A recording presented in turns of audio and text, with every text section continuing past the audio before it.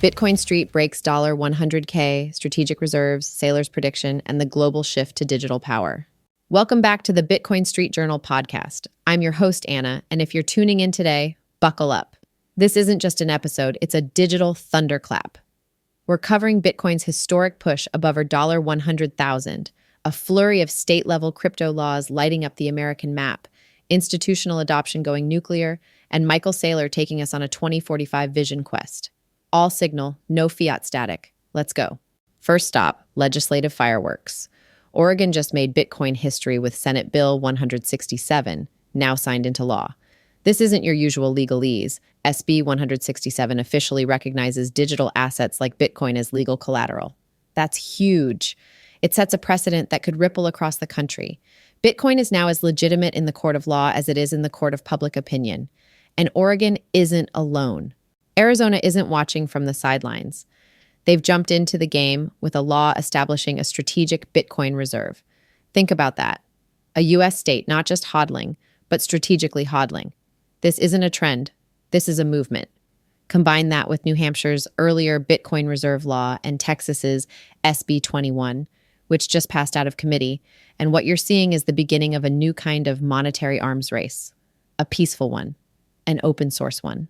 It's the Bitcoin Street Standard, red, white, and orange. Now enter Michael Saylor, stage center. The strategy CEO is throwing down the gauntlet, saying 700 Bitcoin treasury companies will emerge by next year. He's not guessing. He's mapping the terrain. Saylor believes these corporate hodlers are becoming exponentially more powerful, turning Bitcoin from an asset into a competitive advantage. And who can argue with him? Bitcoin just leapt back over $100,000. Not just reclaiming 6 digits, but doing it with flair. It's now the 5th largest asset in the world. That's above Amazon. Yes, that Amazon. Oh, and it just hit an all-time high against the NASDAQ 100. We're not in Kansas anymore. And Saylor's vision? He's projecting $13 million per Bitcoin by 2045. In his words, every Bitcoin you don't buy is a $13 million cost. Don't call it hopium, call it math. Scarcity, conviction, monetary gravity. Let's zoom out to the global chessboard. In the UAE Emirat, the state-owned oil and gas colossus now accepts Bitcoin and crypto at their gas stations. That's right, Bitcoin isn't just a store of value, it's fuel for your car, literal petro-Bitcoin. And over in Japan, Metaplanet is issuing another $21.25 million in 0% bonds to buy even more BTC. They're already loaded with a 1 billion yen Bitcoin balance. They're not slowing down, they're doubling down. Now let's talk ETFs. It's like a black hole of demand. ARK21 shares pulled in 567 BTC in a single day. Meanwhile, BlackRock's ETH ETF saw 10,910 ETH walk out the door. The contrast is stark. One narrative is gaining strength, the other is leaking momentum. And the Bitcoin network? It's holding strong.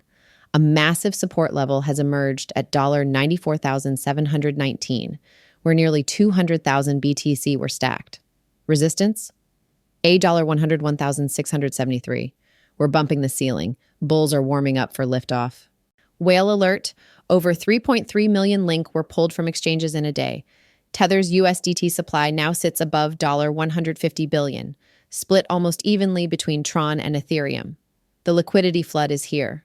Meanwhile, Coinbase is making moves, confirming a $2.9 billion acquisition of Deribit, the crypto options juggernaut. This isn't a footnote. This is Coinbase going full tilt into institutional futures.